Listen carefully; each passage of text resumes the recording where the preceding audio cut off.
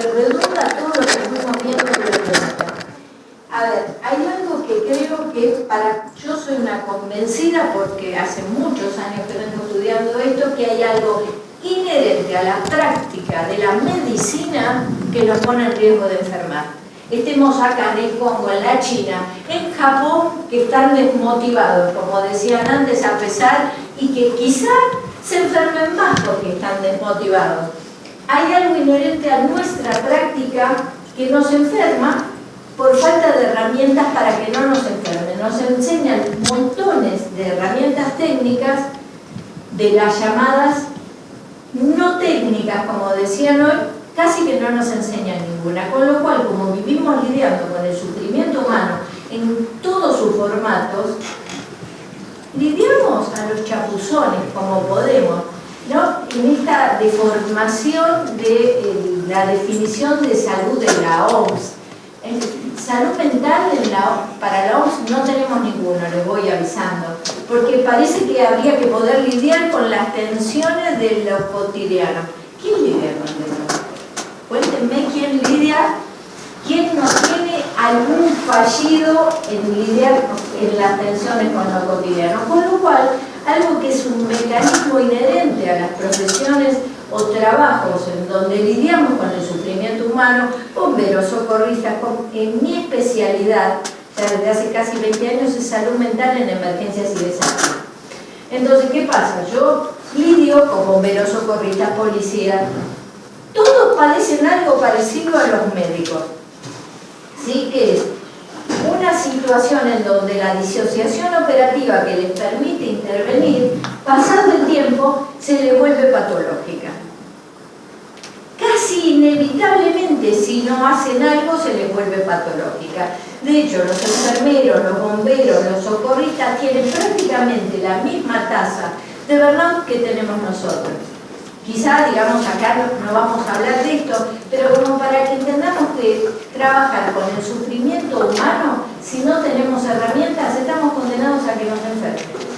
Y entonces, allá por el 2004, éramos tan jóvenes, claro, y yo tampoco, porque me convocaron después, Alejandro Berger, que lamentablemente falleció, Daniel Alonso, se juntaron allá en Barcelona y me dijeron, inventate algo. Inventate algo es al estilo argentino, con 4 pesos hacete algo porque estamos muy mal. El estilo uruguayo me parece que es bastante parecido a ¿no? Pero es esto, bueno, hagan algo. Bien. Y ahí es donde diseñamos el PASME, que me costó mucho cambiarlo de nombre, porque en realidad, como yo vengo del palo de la salud mental comunitaria, no me cerraba que la E fuera de médico enfermo, porque me parecía que el decir médico enfermo era estigmatizante y iba a hacer que la gente no viniera. Entonces era PASME, pone chiquita, digamos, esas trampas que a veces son medio delirio de lo que trabajamos en la salud mental, que le estamos buscando la vuelta a todo, ¿no? Entonces, ¿cómo armamos el PASME? Es un sistema absolutamente gratuito y confidencial, es de acceso voluntario, no punitivo. En el caso nuestro, nosotros, salvo una situación de mucho riesgo, no damos de baja la matrícula y lo negociamos con el paciente. En líneas generales es, ¿la das de baja vos o la tengo que dar de baja yo? Y ese trabajo me toca siempre a mí, que soy la que coordino esto. Entonces, me mandan a los pacientes, o sea, yo hago la admisión, soy la unidad de acogida, la unidad de seguimiento, la unidad de supervisión y la unidad de informe. Los pacientes son la unidad. Claro, no, lo bueno es que hay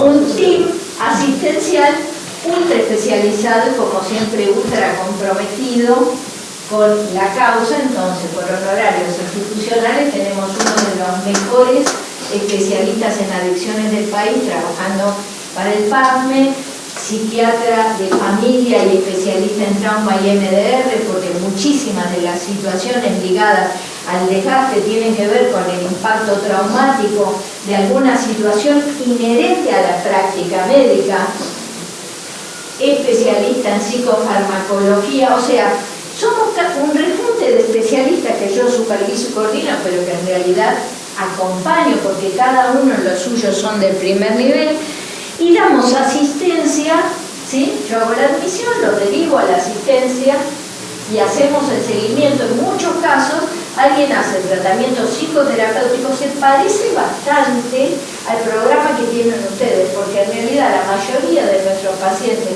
como no tenemos unidad propia de internación, son pacientes ambulatorios, a menos que sean pacientes que requieran una internación, y entonces son pacientes de psicoterapia. El problema es cuando cortar los tratamientos porque no abandona ninguno, tenemos una tasa de abandono del 2%, y muchos tienen el complemento de psicoterapia y psicofarmacología. Bien, una cosa que nosotros logramos instalar con bastante trabajo era el dispositivo preventivo. Y en el dispositivo preventivo, perdón que voy rápido, pero me parece que, no, a ver, el que quiera profundizar, después profundizamos, mañana profundizamos, es como para que más o menos conozcamos entre todos qué es lo que estamos haciendo, ¿no? Y en el dispositivo preventivo es, o vamos cuando nos llaman en algún servicio porque el jefe le revolvió una carpeta como una bandeja en un quirófano, o vamos cuando hay algún paciente muy grave y los compañeros no saben cómo lidiar, o hacemos talleres de prevención del estrés y muchas campañas de sensibilización. Porque es cierto que cada vez que hacemos una campaña de sensibilización caen un montón de pedidos de consulta. Les quiero mostrar este videíto que a mí me gustan los videos porque dan cuenta del testimonio de otro de lo que uno hace. Estamos trabajando muy fuerte, lo dijiste lo de Silvia Ventolila, con un par de protocolos de intervención por el tema de salud mental, de médicos y lo que nos preocupan ahora, que son los médicos de reciente graduación y los alumnos del último año de la carrera, para que sepan dónde van. Porque todos los médicos también se enferman, ¿no? Además. Sí, en buena proporción. Y algo. Así que la idea es también volcar a esos médicos nuevos dentro de la profesión en las mejores condiciones. Este pie para contar un poquito lo que hizo la doctora Ventolila, si querés vemos parte de esta búsqueda de herramientas básicas de protección en salud mental en emergencias y desastres, un hecho importante, de mucha participación. Vamos a escuchar los testimonios de alumnos también, allí en la UBA. El primer caso que tenemos es el doctor Rolando Flugelman. Escuchémoslo un poquito, son tan solo unos minutos. Este taller lo hacen los alumnos del último año de la carrera. Yo soy profesor del Departamento de Psiquiatría y de Salud Mental y encargado de la parte de Psiquiatría y Salud Mental justamente del último ciclo de la formación de ellos. Y a partir de observar que esto era que había una serie de herramientas que ellos no habían obtenido en el curso de la formación, es que me contacté con el equipo de la red Prosamic y con ellas armamos este dispositivo que tiene una condición muy inédita en la facultad. Primero, el hecho de que todos los alumnos están pasando por la misma experiencia. Esto es absolutamente novedoso. Hay otra experiencia parecida que está ocurriendo desde el área de pediatría, donde también todos pasan por el taller de la resucitación cardiopulmonar. Es decir, son las primeras iniciativas en las cuales tratamos de que todo alumno que salga formado de la facultad reciba un modelo parecido. Ten en cuenta que los alumnos se forman en 56 unidades docentes, con lo cual es difícil homogeneizar la calidad de la formación. Esto pretende darles a todos un mismo paquete, digamos, de información y de entrenamiento. Así que, digamos, la idea surgió de una conversación que tuvimos con Silvia Ventolila y para la facultad es un privilegio que el equipo que ella coordina con todas sus colaboradoras estén prestando esta colaboración con la facultad. La evidencia más importante la tuvimos justamente a partir del taller, porque como es difícil tomar contacto con 1.200 alumnos, el hecho de que vayan pasando de a 100 en el taller y que les pidamos una encuesta de evaluación al final de este taller, ahí empezamos a confirmar impresiones que teníamos como docentes de que había ciertas temáticas en las cuales ellos estaban totalmente inermes, ¿no? O sea, como mal digamos, defectuosamente formados o insuficientemente formados. Así que la información que obtuvimos a través de la encuesta del taller nos reforzó en la idea de que esta era una necesidad, ¿sí? Y la evaluación que ellos hacen de la encuesta es muy positiva respecto de este taller. Y piden más y más talleres y hacerlos antes de hacerlos en esta última etapa de su formación. En fin, todos pedidos bastante difíciles de satisfacer porque es complicado por el número de alumnos, ¿no? Pero bueno, nos sentimos muy satisfechos de que por lo menos hayan tenido esta experiencia. La idea es que en las próximas generaciones, que año a año los que vayan terminando su carrera pasen por este taller. Vos te veías a sentir con la cabeza, señores médicos, claro, lo están esperando. Claro. Y muchos chicos que ingresan a la residencia lo único que hacen es postergar el principio, o sea, retrasan su frustración. Y sabes que es bravo, ¿eh? Es bravo. Dicen que en los 2 primeros años de la residencia son los cuadros más importantes de depresión en el médico graduado. Flor de médica la doctora Ventolila, ¿no? ¿Cuánto empuja? Es muy impresionante que tiene que empuje de esa manera. Vamos a ver qué decía en la UBA, en la universidad. A ver.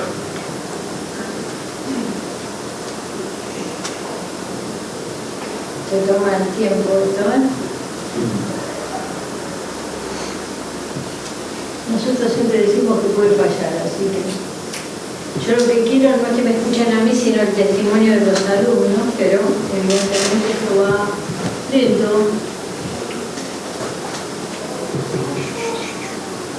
¿Usted qué dice, doctor, que conoce la conducta? No, está en esta computadora. Bueno, mientras el video continúa, a ver, nosotros logramos, además de sostener esto en la UBA, que lo que hace es darle herramientas para el autocuidado, para lidiar con las situaciones críticas, pero también para el autocuidado. Ahora con el Colegio de Médicos logramos que se firmen 2 convenios con otras 2 universidades, porque ¿cuál es la idea?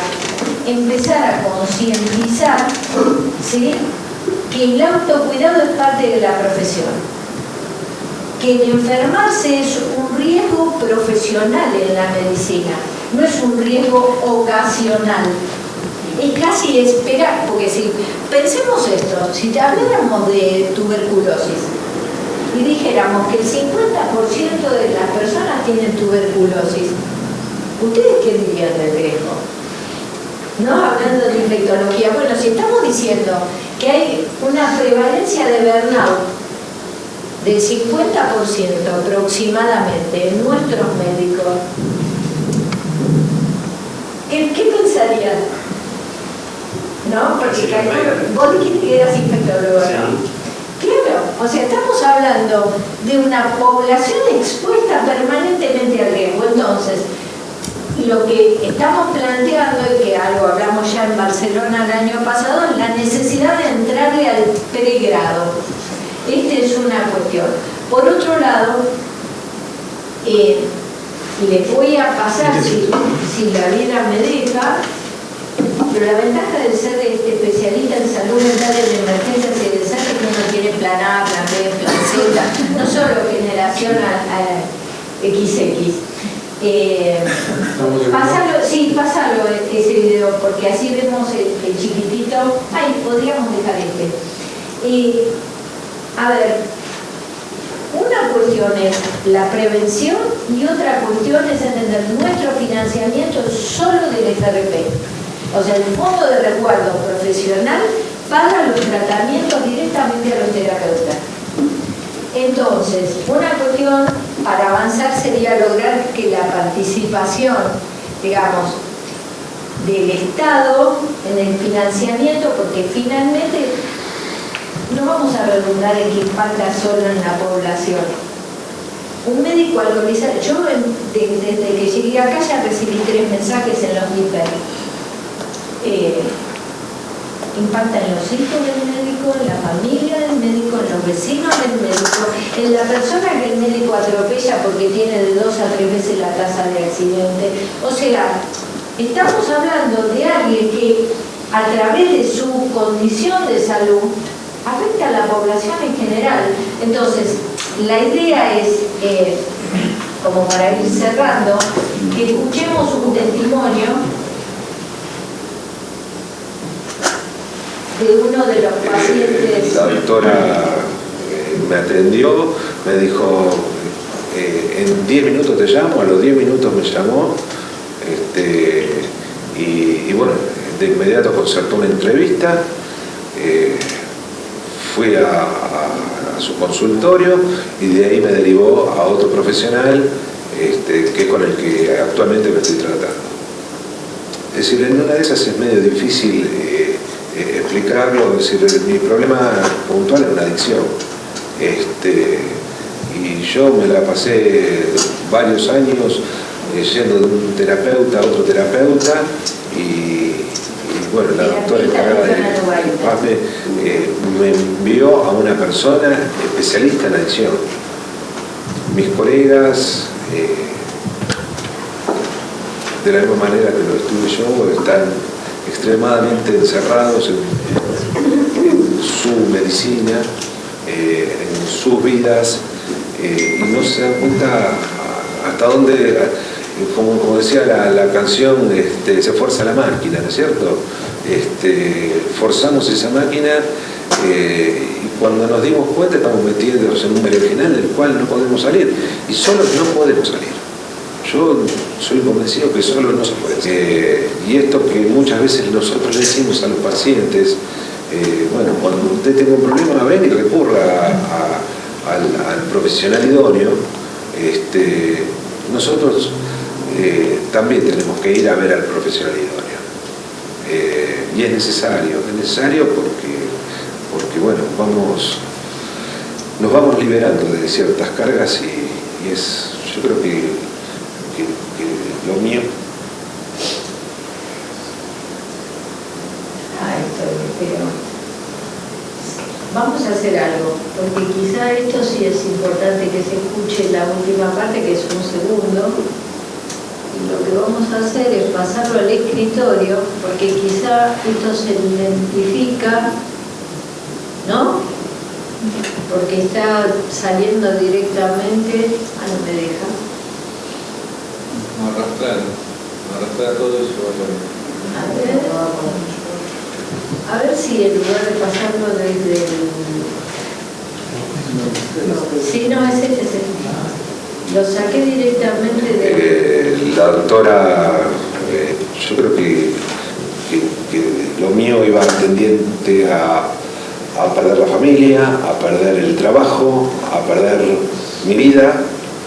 Y bueno, y esto se encauzó, y aunque a veces nos da vergüenza y es difícil y dar el primer paso es terrible, pero hay que darlo porque se sale. Yo el otro día hablaba con la doctora y le agradecí porque a mí me salvó. ¿Sí? Yo creo que me salvó la vida. Gustavo, total acá no lo conoce nadie, no es Ernesto, sigue en tratamiento, obviamente salió de la unidad de terapia intensiva, porque es como poner a un alcohólico a trabajar en una vinería. Entonces, esas son cosas que tenemos que trabajar entre los que coordinamos estos programas, de que hay lugares que son en sí mismos lugares de riesgo. Y entonces, a ver, uno no puede pretender de pronto que un anestesista vuelva al quirófano si es adicto, porque el riesgo de que está ahí. Si se sabe que en el intento de suicidio, los ingleses han evaluado que en el intento de suicidio el primer riesgo es disponer del arma suicida. Por eso en Argentina es tan difícil de prevenir el suicidio, porque como es por ahorcamiento, una soguita tiene todo el mundo en cualquier lado. Pero los chinos han disminuido los intentos de suicidio porque en China con pesticidas, entonces controlaron pesticidas. ¿Qué quiero decir? A ver, no podemos mandar a un anestesista que estuvo en tratamiento por una adicción de nuevo al quirófano. El año pasado implementamos uno nuevo en otro distrito que acaba de cumplir un año, con mucho trabajo, y ya llevamos 10 pacientes asistidos. Bueno, nada, celebrando acá con ustedes su nacimiento. Acá también está Gustavo en Argentina, y allá está Jaume en el 2008. Y acá estamos allá celebrando, así que para la próxima pondré la foto de aquí que nos sacaremos. ¿Sí? Bueno, muchas gracias. Porque algo comentamos, mi nombre es Germán Acuña, soy médico anestesiólogo y presido el Regional Concepción del Colegio Médico de Chile.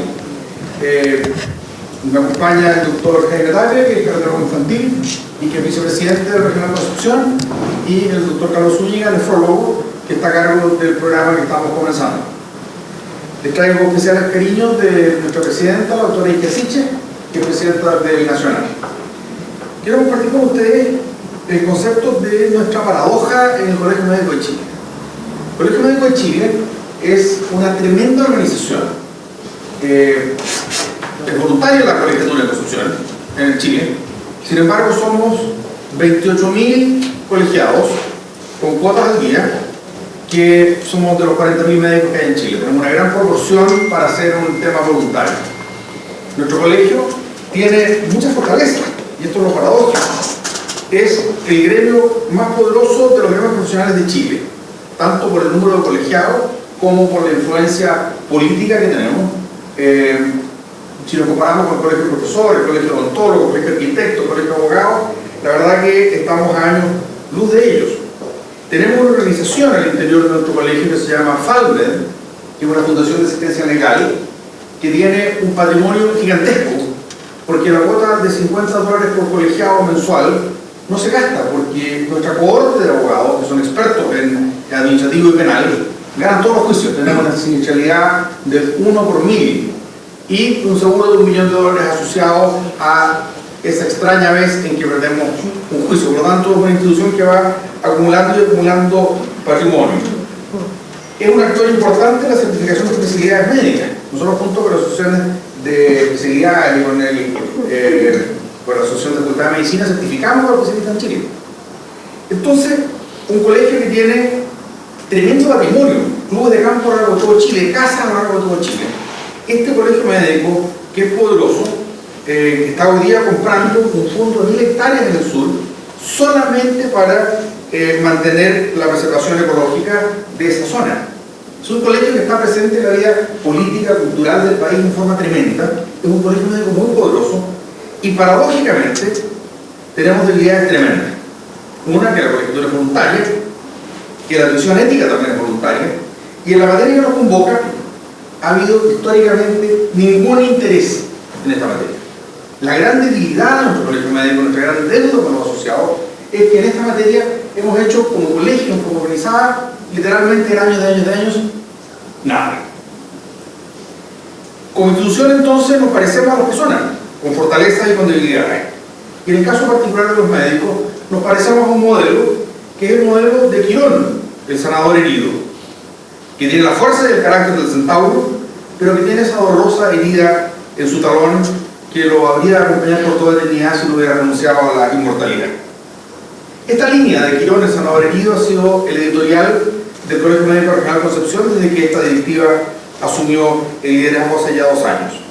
¿Por qué? Porque reconocemos lo que hemos sufrido en los últimos años, más de 6 suicidios en los últimos 10 años, dolorosos, 3 de ellos anestesiólogos, intentos de suicidio, que para mí como anestesiólogo particularmente doloroso, intentos de suicidio, 1 de ellos anestesiólogo, Hoy día tenemos 3 adictos públicos conocidos, expulsados de las clínicas, cambiados de quirófano a intensivo, porque el intensivo es controlable, le ponemos una enfermera a cargo, y las drogas en intensivo están mucho más reguladas que en los quirófanos. Y son de ellos todos anestesiólogos. Entonces, estos dolores que tenemos son tremendos, y por eso cuando aparece una conversación entre José, nuestro primer mentor, y Carlos, nuestro líder en la materia de hoy día, esto no nos pareció ninguna cosa extraña, no nos pareció una cosa a preguntarnos siquiera, nos pareció, sí, o sea, vamos a esto, aceptamos la invitación, y hoy día estamos aquí con la humildad de los que no sabemos nada, que tenemos todas las ganas para aprender. Hemos aprendido muchísimo el día de hoy, estamos muy agradecidos a todos los que nos han comentado, y nuestra vocación va a ser seguir en este camino de mirar a los que van antes que nosotros, aprender de ustedes, conocer, implementar en Concepción, inicialmente como piloto este programa, y esto está a cargo de Carlos y les va a contar cómo va a funcionar el piloto.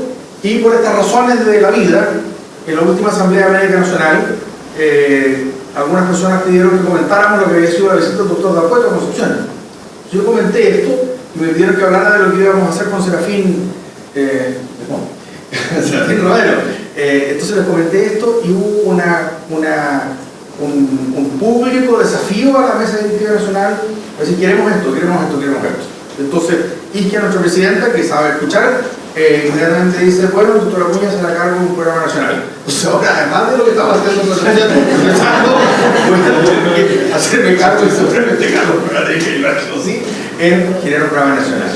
Tenemos el dolor de, siendo una institución lo poderosa que somos, sentir la vergüenza de no haber hecho lo suficiente por nuestros colegas egresados. En la Facultad de Medicina se ha hecho mucho, por años. Pero nosotros como colegio, los colegas ya grandes, no hemos hecho nada en años, viendo ahí delante de nosotros las adicciones, los suicidios, las depresiones. Entonces, junto con la vergüenza por lo pasado, con la certeza de que tenemos el poder de poder inventar el rumbo, y con la humildad que nos exigimos a nosotros mismos para poder seguir aprendiendo de ustedes, quiero agradecer al Colegio Médico del Uruguay, que fue el primero que nos abrió los ojos por la amistad entre Carlos y José, ahora al Colegio Médico de España, que tiene un nombre más complicado que el Colegio Médico de España, pero bueno, a ustedes también en el nombre de vuestro presidente y por los contactos que ya hicimos hoy día. Ahora quiero dejar con ustedes a Carlos porque les va a contar más o menos lo que estamos haciendo.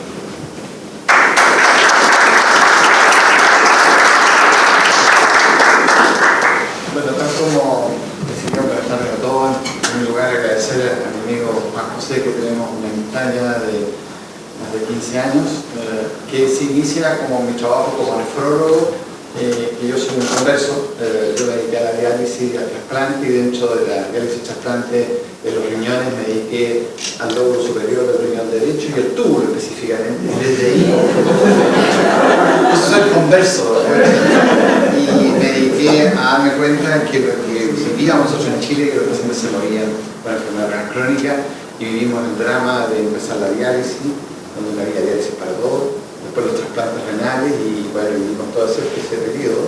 Pero después empezamos a darnos cuenta, algunos digamos, de que los pacientes de diálisis sufrían, que apareció el sufrimiento como parte de algo que yo no tenía muy claro como médico que podía ocurrir en la vida, digamos, del dolor, pero no del sufrimiento. Y el sufrimiento empieza a golpearme y empiezo a hablar del tema de lo que es la calidad de vida relacionada con la salud. Y en eso conozco a un maestro de maestros y conozco también a Dr. Schwarzman, que también fue y ellos me permitieron venir estas 2 semanas, me soportaron estas 2 semanas, les copié todo, me llevé todo, pero fueron muy generosos de compartirlo. Me llevo eso a Chile y partimos con los cuidados paliativos renales, partimos la primera sociedad que hace un comité dedicado a los cuidados paliativos renales, después convencimos a la Sociedad Latinoamericana y después nos metimos en la Sociedad Internacional, y todo lo que se habla de Latinoamérica partió entre Uruguay y Chile trabajando con nosotros. Así que pasa la sincronía, estamos en un ambiente de salud mental, así que puedo hablar de Jung con cierta propiedad. La sincronía, porque me pasa siempre con lo mismo, de ahí empecé a darme cuenta que el sufrimiento que tenían los pacientes era poco que hacer, así que por lo tanto empecé a darme cuenta que había que trabajar en prevención. Si a mí entonces el templo significa ser el gestor de la nefrología y el gestor de la nefrología meterme la atención primaria y cambiar el paradigma y empezar a hablar entonces de la importancia de la prevención. ¿Y quiénes son los que llevaban la guaripola de la prevención de la enfermedad electrónica de Latinoamérica? Uruguay. Y ahí me contacté con todos mis amigos, que ahora somos muy amigos de la Sociedad de Nefrología de Uruguay, de lo cual aprendí muchísimo. Bueno, a partir de eso también partimos hace 15 años atrás una asignatura de la Universidad Católica donde yo trabajo allá de nuestra construcción, que se llama Medicina Integrativa, que es una asignatura que está basada en los programas americanos que están enfocados en dos aspectos. Uno es mejorar la relación médico-paciente y complementaria, y la otra son las medicinas integrativas y complementarias basadas en la evidencia. La integración de estas dos hace esta asignatura. Eso partimos hace 15 años y hacemos todo lo que sea la doctora también con talleres para los alumnos y trabajamos en ese aspecto. Sin embargo, en la sincronía, llamo a mi amigo hace poco tiempo atrás a partir de que juntándome con los alumnos ya de posgrado que habían hecho este ramo, esta asignatura, ya eran médicos, muchos de ellos, hicieron un taller, echaban ellos a trabajar en su parte rural, y yo le hago la siguiente pregunta, vamos a hacer el siguiente trabajo, digo yo. Cuéntenme ustedes cuáles son las fortalezas que ustedes se llevan de su formación de pregrado y qué cosas no les gustaría llevarse de su escuela de medicina. Pensando que van a ser las clásicas cosas que decimos todos. Y a mí fue una sorpresa darme cuenta que todos dijeron que habían sido maltratados durante la escuela de medicina, que todos habían sido sometidos a acoso, etcétera, etcétera. Yo me decía, eso no puede ser. Yo estudié medicina en la dictadura, era habitual, pero en democracia no podía creerlo. Y empezamos a ver, empecé a preocuparme el tema, y esto empieza a inflamarse como un fenómeno que había muchos estudios que estaban en la parte gris que no se habían hecho. Y en ese momento entonces le digo a Germán, presidente electo, le digo, tienes que cambiar esto no puede ser. Nosotros los médicos no podemos hacernos ajenos a que están siendo maltratados los estudiantes, porque yo me acordaba en la época de nosotros, pero nosotros era el contexto del tiempo. Y en eso llamo por otra cosa, y le digo, ¿qué estás tú? Estamos acá trabajando, todo pasa siempre, así que bien. Y no sé cómo su entusiasmo siempre me dice, yo estoy trabajando porque es obsesivo y trabajador, y empieza a contar, y me abre.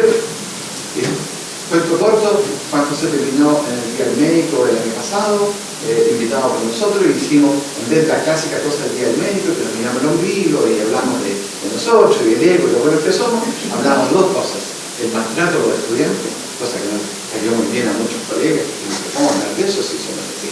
Es así. Y dos, que los médicos nos estamos enfermando y tenemos infección suicida. Eso produjo una cosa muy positiva, y cuento de ello es que ahora ya la directiva del Colegio Médico decidió entonces crear este comité, y por haber hablado mucho y por haber ¿qué pasó? Bueno, y entonces, ¿qué hemos planteado?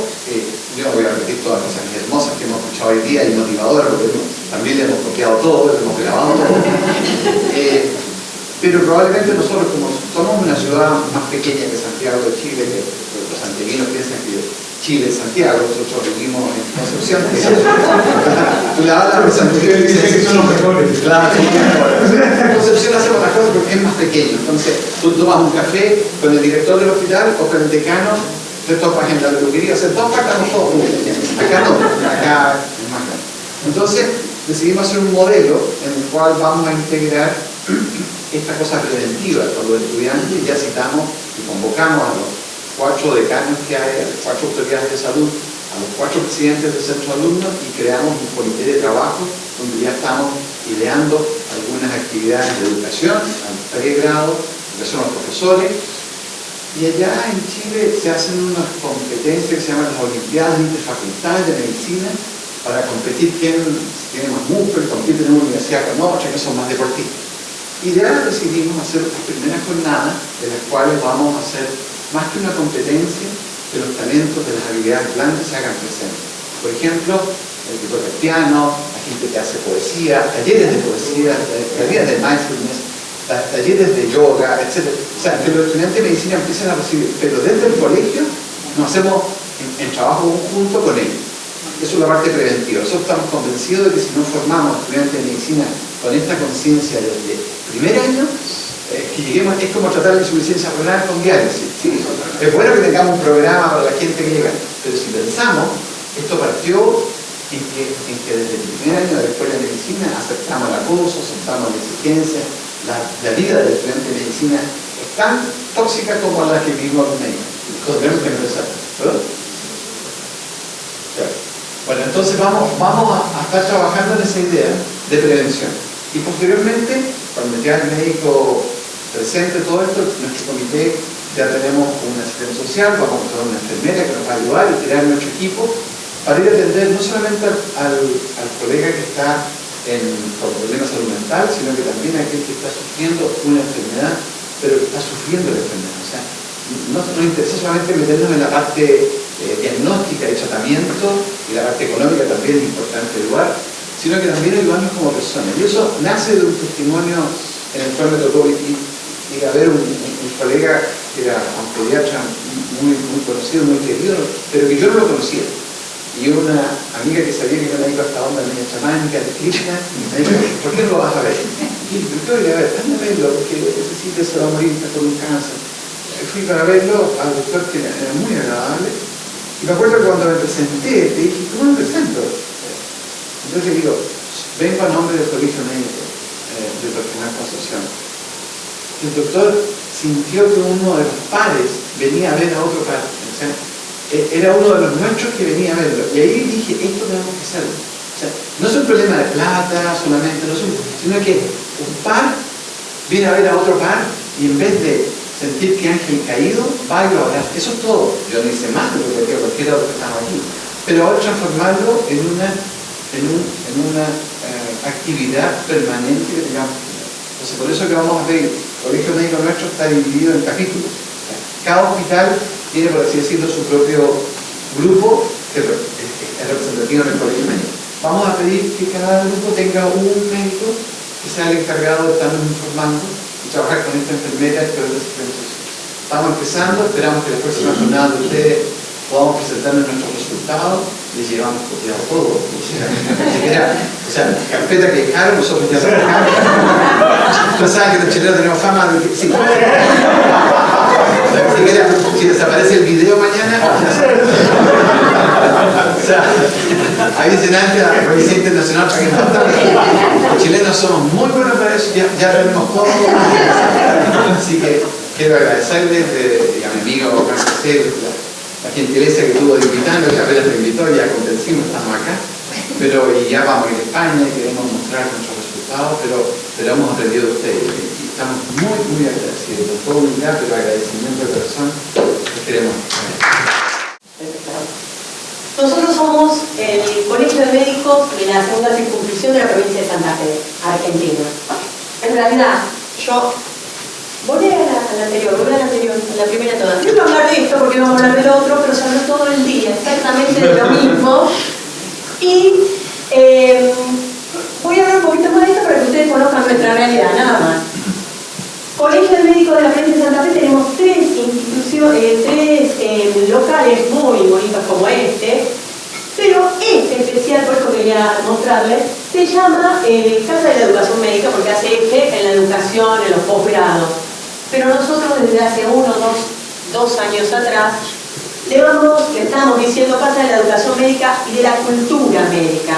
Y le estamos buscando el nombre, porque no sabemos si del ocio, del recreo, pero le estamos transformando no la parte rígida del posgrado, sino la parte de ocio, de la parte recreativa, de que venga el médico a hacer, no medicina, a hacer que se sienta que esa casa es para lo otro, para estas horas de cultura, recreatividad, de arte, de los talleres como dijeron recién.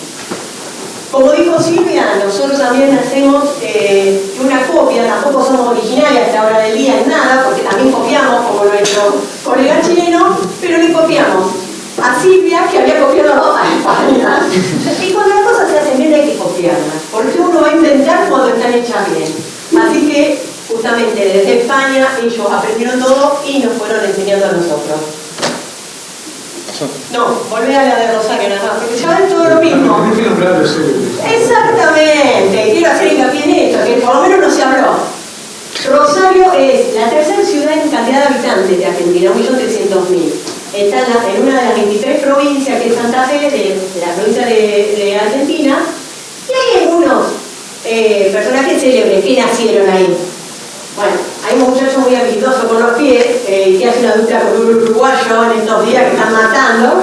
Bueno, Lionel Messi, Mascherano, que era de nuestra selección, un director técnico, Marcelo Bielsa, muy cuestionado, pero es conocido a nivel mundial y en países futboleros. Es conocida también por el río Paraná y por nuestra actividad portuaria, porque desde ahí las terminales portuarias de Rosario, los 50 kilómetros de largo que tiene, sale el 85% de la actividad agrícola, de los cereales y del aceite, desde la región de Rosario. Orgulloso porque tiene el monumento a nuestra bandera, la bandera creada por Manuel Belgrano, y un personaje también histórico y mundial, reconocido mundial, un líder de la Revolución Cubana, que por casualidad, antes que nada, fue médico, Ernesto Che Guevara. La creación de nuestro colegio se crea por una ley provincial, ahora cumplimos años el martes, 67 años, y las funciones principales, como la mayoría de todos, control de matrícula, ejercicio ético de la profesión, el tema de la certificación, recertificación de las especialidades, habilitación y control de consultorios y servicios médicos sin internación. Nos da la potestad el Ministerio de poder habilitar todo eso, salvo las clínicas de sanatorio por internación, por la autorización de admisión de él. Esta es la realidad, esta es la foto al día de hoy de nuestros matriculados en Rosario.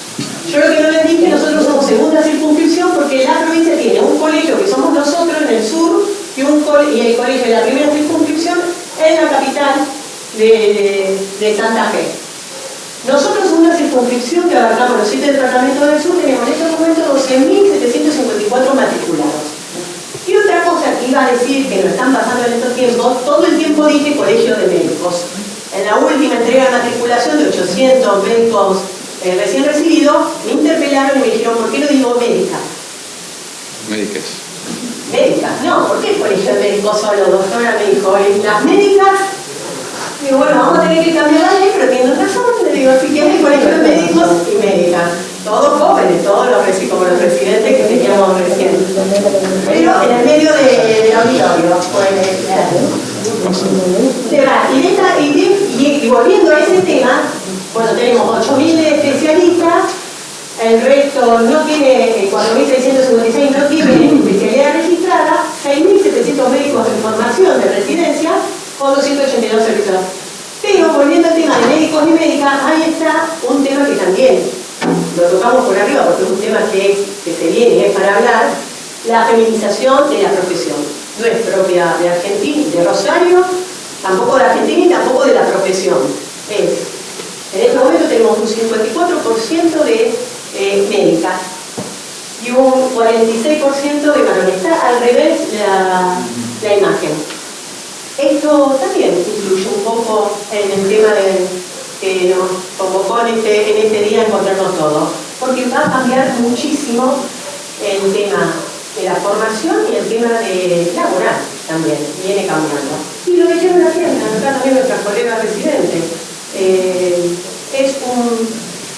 Lo vamos a tener que abordar, verlo desde comisiones de género, comisiones de mujeres, porque a nosotros también nos están apareciendo cuestiones o increpando cuestiones de por qué la carga también a la mujer médica, la carga de trabajar a la noche, trabajar en una ambulancia, la licencia de maternidad, la post-maternidad, bueno, pero es un tema que también está relacionado a esto. Y esto un poquito nada más rápido es cómo pensamos nosotros, desde la copia, como veníamos diciendo, pero en realidad uno de los primeros orígenes o alarmas que se nos despierta a nosotros como colegio tenemos ya hace 30 años un fondo médico de solidaridad. Donde otorgamos los primeros subsidios que aparecieron de nacimiento, de casamiento, subsidio por incapacidad y subsidio por fallecimiento. En estos dos subsidios nos paramos, ya hace 15 años atrás, para ver qué pasaba, de qué se enfermaba el médico, cuáles eran sus incapacidades, cuáles eran sus enfermedades crónicas, de qué se moría. Pásame. Y justo en esa misma época, la Municipalidad de Rosario nos invita a participar como colegio en un congreso sobre salud laboral de las distintas profesiones. Nosotros teníamos que hablar sobre la salud laboral de los médicos. En base a eso que nosotros veníamos viendo, por lo menos esos dos subsidios, de qué se enfermaban y de qué estaban falleciendo nuestros colegas, algunos indicadores salieron. Menor promedio de edad de los médicos fallecidos en comparación al promedio de la población general de Rosario. Ya que estaban muriendo más jóvenes. Alto número de muertes violentas. Aumento de número de cirrosis. Por ahí más que la cirrosis eran patologías hepáticas, con hígado graso, pero también había cirrosis. Aumento en accidentes de tránsito. La tasa era 2 veces superior a la de la población general. Por eso lo dijiste, Silvia. El accidente alcoholizado o estresado por correr por el empleo de un lado al otro sin dormir. Bueno, y cuadros psiquiátricos inespecíficos, desde agotamiento, bueno, eran todos los síntomas que dan el enfermedad. Esto es otro también comienzo, que en esa misma época, parecía que parecía todo a propósito, pero eran todas denuncias de jornadas de violencia laboral en los equipos de salud. Pero nosotros al principio de esa violencia laboral que viene de la comunidad a agredir al equipo de salud. Resulta que empezamos a realizar talleres, esto específicamente en la Asociación Médica de Rosario, que es una institución genial, muy amiga nuestra, y que trabajamos prácticamente en conjunto, y se empezaron a defender infinidades de indicadores, de los cuales no solo era la violencia externa, sino la violencia en el equipo, la violencia con los mayores, hacia los menores, hacia los residentes, y también llevaba todo esto a lo que enfermaba el médico. Estas jornadas, talleres sobre violencia, estas jornadas que las seguimos sosteniendo, fueron los disparadores en donde se nos iban prendiendo, como decíamos, el Congreso de Salud, las jornadas, esas luces rojas, estábamos mal, muy mal, estábamos enfermos, estábamos muriendo, y ahí fue cuando contactamos a Silvia, nos empiezan a asesorar, empezamos a copiar, como dicen, porque fue así, y sobre todo con el Colegio de Barcelona. Esto es lo dijimos durante todo el día de hoy, nos damos cuenta de este problema, esto que el médico esconde, realizar consultas de pasillo por teléfono, o poner consultas de un tercero, no era yo, sino te estoy contando por otro, no seguir las indicaciones terapéuticas recibidas, automedicarse y no querer parecer débil delante de los compañeros. Y ahí llegamos al 26 de julio de 2011, en donde nace nuestro programa específico, que es PROAPRO, es un programa de atención profesional. Para dar una respuesta, decíamos, al profesional en crisis. El ejercicio de la profesión, bueno, que somete a los médicos a continuas tensiones que repercuten en su desempeño profesional. Bueno, por supuesto que acá tenemos la foto y cuando vino con me, ¡pero el tipo Poncho! En invierno. Bueno, dice, por supuesto, se abordan situaciones de crisis, síndrome de burnout, adicciones, trastorno de la esfera psíquica, espacio de contención para superar la situación y esto, en un marco de confiabilidad y reserva, donde hicimos hincapié y eje todo el día. Esa es la piedra angular nuestra. La otra, que es lo que decíamos, la confidencialidad. Una respuesta inmediata. Nosotros lo que estamos hoy prácticamente es así en el mismo día. En el mismo día, cuando nos enteramos, el llamado telefónico en el mismo día y después se dispara a ver qué proceso necesita. Y trabajo en red con organismos públicos y privados. Y acá también, Rosario, a pesar de ser una ciudad, como dije, de 1.300.000 habitantes y 12.000 médicos, nos conocemos todos y tenemos buena relación con el Estado, es más, yo formé parte de la Secretaría de Salud y con el Ministerio de la Provincia y trabajamos muy bien, y en ese sentido, hoy por hoy, justo hace un mes, la ministra de Salud nos convoca para detectar este tema en las residencias provinciales, con los médicos de las residencias provinciales. Al ser más chicos, como nos conocemos y nos hemos en todos lados y trabajamos hace rato juntos, yo estoy hace 2 años en la presidencia del colegio, pero antes estuve en la función pública justamente, entonces son 2 compañeros de trabajo. Y también he estado, como estaba Lucía, secretaria gremial del sindicato, Y los problemas de la residencia siguen siendo los mismos. Siguen siendo los mismos. Hace 20 años peleábamos por las guardias de 24, 48 horas o 72, porque así te quedaba libre el fin de semana, te hacías de viernes a domingo, o los descansos por guardia, o mejorarla. Siguen siendo exactamente lo mismo. Y esto, si querés, te lo dejo a vos, pero es lo mismo. Yo prometo en 7 minutos nos vamos. Bueno, como decía Ángela, voy a volver, me voy a quedar en esta diapo. Es decir, obviamente la piedra angular, como decía, la confidencialidad. Antes me voy a presentar. Soy Gonzalo Vitali, soy psicólogo. Dentro de mi currículum, cómo llevo, me parece importante, yo trabajé 20 años en una comunidad terapéutica. Y bueno, tuve la posibilidad de estar en Dayton y hacer un coaching. Y bueno, por un colega de Ángela, que hoy está en la comisión, Jorge Calle, que no pudo venir, estaba justo dando unas clases de anestesista por el tema de adicciones, y Jorge me pidió para este modelo. Empecemos a copiar. Independientemente de toda esta presentación, un poco como le decía Federico, el presidente de acá desde el colegio, tengo que reconocer que hubo una decisión política fuerte del colegio de médicos en cuanto la confianza al programa, sostener al programa con las críticas y con la resistencia que hubo, y también con la otra piedra que justamente hoy se hablaba, que es a nivel de la financiación. Por eso es muy importante destacarlo, porque es verdad, como dice Silvia, decir por ahí en Argentina y bueno, acá en Uruguay es, como dice Copán, ¿no? Es decir, estamos todos con alambre, sin plata y bueno, pero bueno, el colegio tuvo una posición firme y comprometida. Obviamente la piedra angular, como decía, la confidencialidad. Esto en respuesta inmediata. Nosotros tenemos una guardia a las 24 horas. Obviamente los turnamos. A veces me toca a mí, a veces le toca a otros colegas. La guardia es para la urgencia, ¿no? Es decir, hay cuestiones que son programadas y que pueden esperar. Pero también en esta guardia, si bien va, yo soy un poco como Silvia, hago la coordinación y la admisión, la puerta de ingreso. Y después direccionamos. También nos hemos encontrado con situaciones en las cuales los casos lo permitían, que hemos ido al efector donde estaba el médico en crisis. Sobre todo nos ha pasado con anestesistas que hemos tenido que ir a sacarlo de quirófano.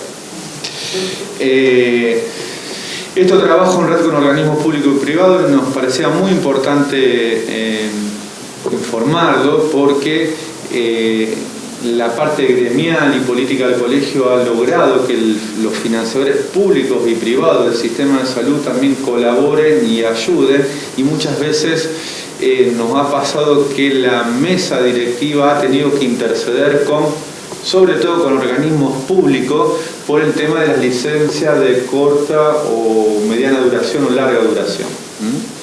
Y esto por eso siempre recalco el compromiso de la mesa y de las diferentes comisiones. Bueno, desde que largamos, llevamos 130 médicos atendidos. Las estadísticas son, yo traté de concentrar en algunas patologías, pero fíjense, hoy le comentaba a los colegas cómo en este tiempo en Rosario, y bueno, Rosario no es la isla del país, no ha crecido mucho por todos los cambios socioculturales, económicos que están sucediendo, las violencias en guardia. Cuando digo violencia en guardia es llegar al médico a fracturarle la mandíbula, pegarle a médicas mujeres, pegarle a las mujeres en la guardia por una muerte intempestiva. Esto, en general nosotros nos enteramos del público, porque el privado va por abajo, no dice nada. Esto es en general del público. Cuando digo que las cosas no cambian, acá mi esposo, que es el presidente de la Comisión de Especialidades, hice muchos años guardia con él, tiene quebrado el brazo por un paciente en un episodio terrible, en una guardia muy fea, muy violenta de la zona sur de la ciudad de Rosario, siempre con una población muy vulnerable y siempre fue muy violenta. Pero las cosas siguen pasando, no que son nuevas, siguen pasando. Bueno, fíjense que de los 130 tenemos luego 100 todos los trastornos de estado de ánimo. El burnout viene creciendo, bueno, esto tiene que ver. Yo voy a hacer un paréntesis, escuchaba a los chicos y la verdad me daba pena. Y me daba pena, y como no están ahora, siempre digo, ¿qué hay detrás de estos encuentros que generamos y que se generan, que son productivos, que nos conocemos, ¿no? ¿Qué autocrítica hacemos? Porque ellos van a ser nuestros futuros pacientes. Y nosotros no estamos haciendo nada para que no sean. Pero van a ser nuestros futuros pacientes también. Porque esto lo que pasa acá pasa en Rosario, en Argentina, bueno, no sé en España, pero que pasa. Bueno, el estrés postraumático. Acá concentré el estrés postraumático, todo lo que tiene que ver con eventos quirúrgicos y también con cuestiones de mala praxis. Es decir, porque el colegio, que la verdad nosotros no lo pusimos, también concentra el seguro del médico, que es el FOSAT. Entonces también le damos asistencia cuando le llegan las demandas. Bueno, el consumo problemático. Puse el concepto que se está manejando ahora en Argentina, no se habla más de adicciones, sino se habla de consumo problemático, porque engloba también, en el cambio de la ley de salud mental, engloba también todo lo que tiene que ver con el juego, internet, para todo lo que es compulsivo, impulsivo. Déficit cognitivo, porque el colegio, es decir, no tiene un corte etario y hemos recibido y tenemos actualmente gente ya con demencia, con deterioro cognitivo, que lo ayudamos, un poco para ir copiando a ustedes, a ver cómo lo jubilamos, ¿no? A eso. Bueno, el ranking de la estadística mundial, anestesia, analgesia, reanimación. Paradójicamente, fíjense, yo no sé cómo es acá o en otros lugares, pero los médicos en emergencia domiciliaria les van con los autitos y ya me quedan 2 minutos, terapia, fíjense, ¿quiénes son? Esos médicos de emergencia domiciliaria tienen mucho consumo de drogas, cocaína, marihuana, alcohol. Paso, ahora vamos a hacer un script. Bueno, actualmente hay 40 médicos en tratamiento. Nosotros también en la confidencialidad, y esto lo logramos porque tenemos articulado con centros de internación, cambiamos el nombre y apellido, hemos logrado tener doble historia clínica. Y obviamente es confidencial, el registro lo tengo yo únicamente en un libro de datos, los datos reales del paciente. Bueno, actualmente hay 13 personas con burnout, algunas de ellas con licencia. Bueno, violencia en la guardia, consumo problemático. Actualmente hay una médica psiquiátrica internada por consumo problemático. Y los demás están en tratamiento ambulatorio. Bueno, seguimos las líneas de todo. Y esto es lo que, con esto voy cerrando, y puedo pasar una más. Hace un mes, esto que decía Ángela, para nosotros una satisfacción muy grande, porque vieron que antes estaba partida las segundas circunscripciones de acá para abajo, donde está el mayor número de médicos, y en la primera circunscripción hay 5.000 médicos. Bueno, se hizo también, se articuló entre los dos colegios y se le está dando cobertura a toda la provincia, a los médicos de toda la provincia. Es bueno claro, eso con el hecho de que si algún colega necesita internación, tenemos articulado poder pasar de un... Para justamente esto de confidencialidad, nos vamos a un sanatorio del norte, a una clínica del norte y viceversa. La ley nuestra de salud mental no se puede abrir más clínicas psiquiátricas. Es más, el 1 de enero de 2020 se tiene que convertir en poli. Y el polivalente tiene que empezar a recibir pacientes psiquiátricos. Esto es lo que nos está ayudando, ¿por qué digo? Porque en Rosario quedaron 5 clínicas psiquiátricas y en Santa Fe hay 2, entonces nos puede ayudar a... Bueno, esto es lo que le decía, se afianza el trabajo en red, estamos trabajando todo lo que se habló todo el día, estamos todos trabajando en la misma línea, capacitación, bueno, la prevención, esto creo que también lo comentaban ustedes. Esta mañana justo empieza un curso de posgrado en gestión de riesgo y la seguridad del paciente. Y la columna de test es la comunicación. Entre equipo, para la comunidad, para afuera, para arriba o para abajo. Y esto también, diciendo, en lo que es prevención primaria, la capacitación continua, nosotros tenemos un centro de simulación en esa casa de la educación que decíamos, pero ¿qué estamos haciendo ahora? Desde el año pasado, simulando equipos, no simulando un paro cardíaco nada más la patología, sino simulamos la guardia. Entonces viene la guardia de un determinado hospital entero con el telefonista, el policía, una vez por día viene cada equipo. Después la de terapia, entonces las simulaciones pasaron a ser ahora de trabajo en equipo. Capacitaciones continuas y esto también... Y empezamos a hacer mindfulness, que bueno, ustedes lo que todos los sábados. Se le da a los médicos y la verdad que nos han sorprendido porque se han llenado los 2 cupos. Tenemos gente en lista de espera y es lo que le decía yo, que la casa de eje principal que lo tenemos de posgrado, estamos, ojalá que esto termine desplazando, porque realmente estamos a la otra y toda la agenda cultural del año pasado, la otra ciclo cultural, entonces de tango, de jazz. Y el médico viene con su pareja o con el que quiera venir. Y después siempre hay alguna cuestión de algo vinito, algo gourmet para que hagan, y realmente fueron un éxito. O desde este año me están pidiendo que empezamos el mes que viene de nuevo con este ciclo cultural. Bueno, esta es la última encuesta que se han realizado. Bueno, mucho. Bueno, como ustedes saben, estamos celebrando el primer año de funcionamiento. ¿Cuál será? El primer año de funcionamiento del programa de bienestar profesional.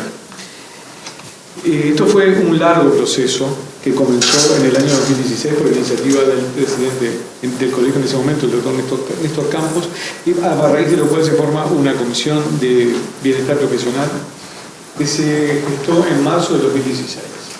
Todo ese año 2016 fue de aprendizaje.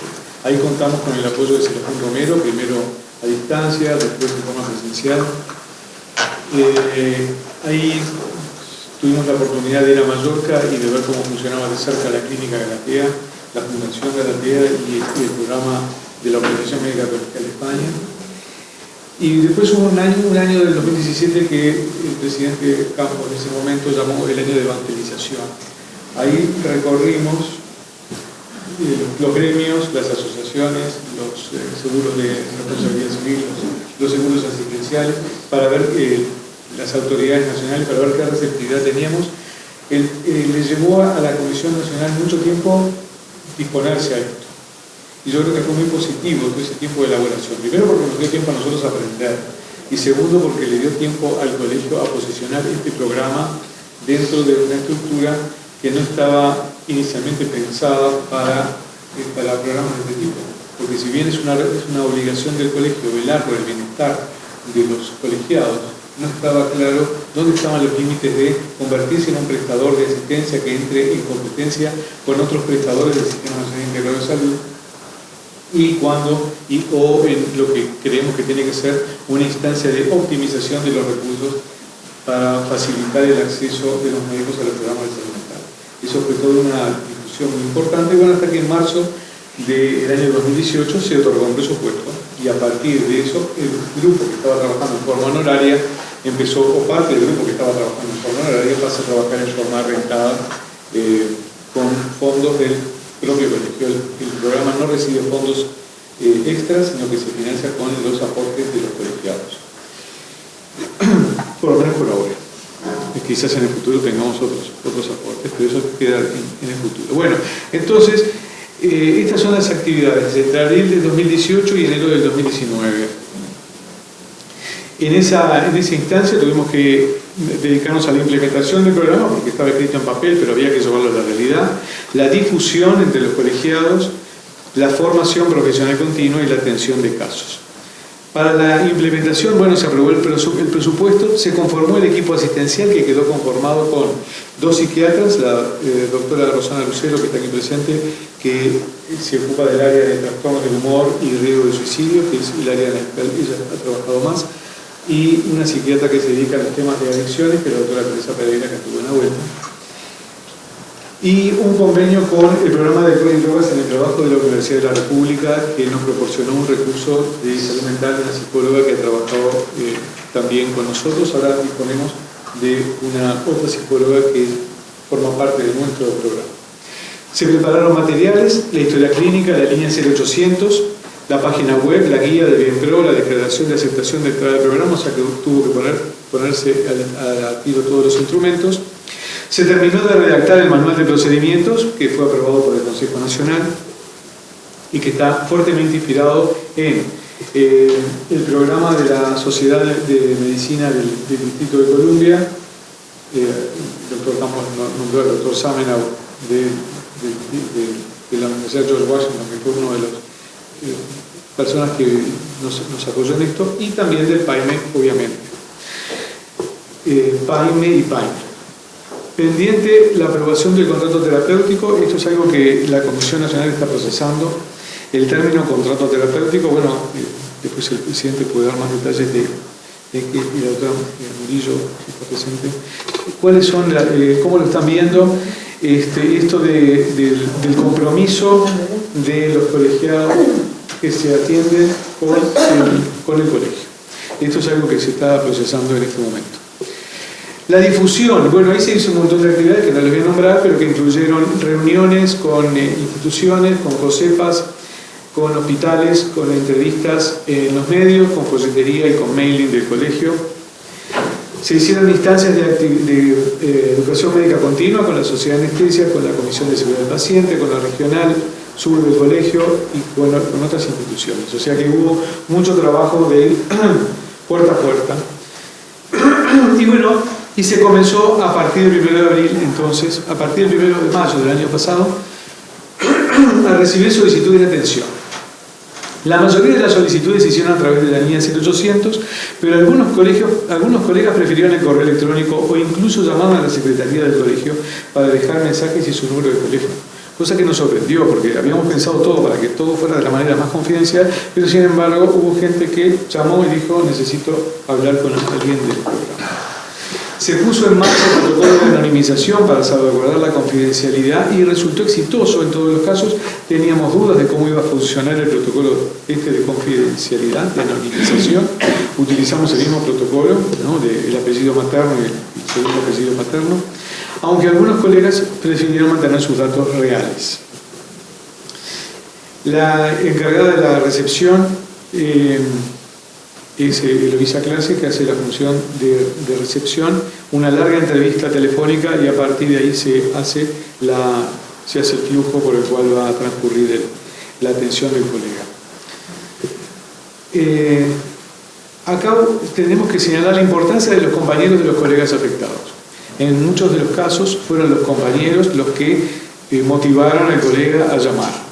De la COSEPA recibimos, de algunas COSEPAs recibimos casos, de CASEMED, que estuvieron hoy, de Unidad de Medicina Laboral, de difusión del programa. Por ejemplo, las elecciones del colegio fue una instancia muy interesante, porque a partir de la información que recibieron con respecto a las elecciones hubo después una avalancha de solicitudes. El número de casos se aproxima al estimado en función de la experiencia del país. Hicimos una extrapolación: si ellos tienen 36.000 colegiados y nosotros tenemos 14.000, deberíamos recibir 30 nuevas consultas por año, y recibimos 24 en 8 meses, o sea que estamos dentro de lo esperado para la proporción de consultas que esperamos. Algunas características demográficas: la edad promedio es de 47 años y el rango fue de 31 a 65. La mayoría estaban casados, seguidos por solteros y divorciados. El género: la mayoría de las consultas fueron de sexo femenino, 63%, y masculino, 37%, o sea que ven que más o menos estamos en la distribución que mostraban hoy los compañeros. Las solicitudes de atención fueron por demanda voluntaria espontánea 13, por demanda voluntaria inducida de riesgo 7, estos fueron colegas que fueron derivados o porque ya se les estaba terminando el seguro de enfermedad y entonces tenían que tomar una decisión de o volvían a trabajar o buscaban alguna otra alternativa laboral o jubilatoria, pero la jubilación, como ustedes escucharon hoy de tarde, es un problema. Demanda voluntaria inducida, pero no de riesgo, bueno, otros con sumarios ya, con instancias administrativas. Demanda voluntaria inducida, que es esto, algo que no implica riesgo, que es alguien que motiva, y comunicación confidencial en un caso. Las áreas de atención fueron depresión, adicciones, desgaste laboral o burnout, trastornos adaptativos, y en una instancia tuvimos que poner en acción el taller psicoeducativo y de apoyo en suicidio. Empiezo por esto. A raíz del suicidio estamos teniendo sabidos 1 o 2 casos de suicidio por año, no sabidos, no sabemos, suponemos que son bastantes. Y lo que hemos implementado ya desde hace 2 años es un taller de intervención en crisis para los compañeros bueno, y el resto del equipo de salud, que puede ser enfermería, que pueden ser los compañeros de guardia, en fin, aquellos que estén vinculados con el fallecido. Diagnósticos: trastorno depresivo fue la mayoría de los casos, trastorno por dependencia del alcohol 4, dependencia a otras drogas 6, que si lo sumamos supera a los trastornos depresivos, trastornos adaptativos 3, de los cuales algunos han sido de médicos migrantes que han recurrido al programa por las dificultades de adaptación y los síntomas vinculados al proceso adaptativo, más el duelo por el desarraigo, más el duelo por las fiestas de fin de año, y hemos pensado que tenemos en las propuestas hacer una convocatoria y un estudio más cercano de los médicos migrantes, que ha sido un fenómeno reciente pero bastante importante. O sea, todos conocemos un médico venezolano, colombiano o cubano.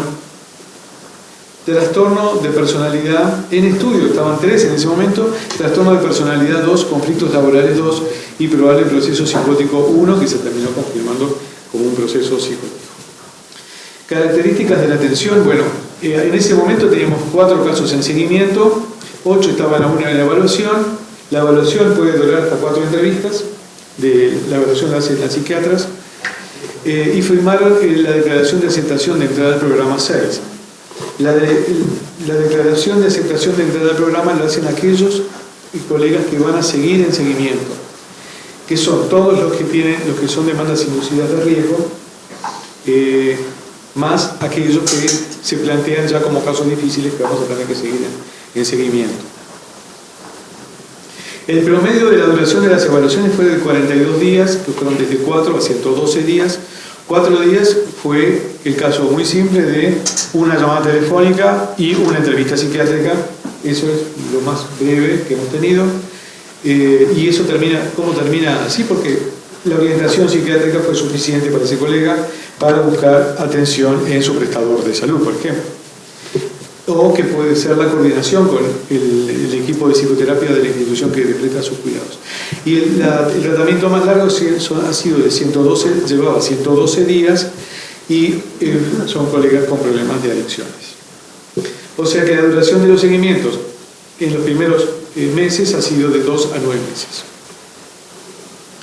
Nos hemos vinculado con otras instituciones, y esto ha sido un esfuerzo que a nosotros nos ha sido extremadamente positivo, de los cuales queremos destacar en negrita las reuniones mensuales clínicas a distancia para discusión de casos clínicos que hemos tenido con Dolores. O sea que cada 2 meses nos hemos reunido y hemos discutido casos clínicos, y eso ha sido para nosotros de muchísima ayuda. Bueno, la pasantía en la clínica Galatea de Eloísa Clase en marzo del 2018, la visita a Uruguay del doctor Charles Samelo, que vino en marzo también del año pasado, y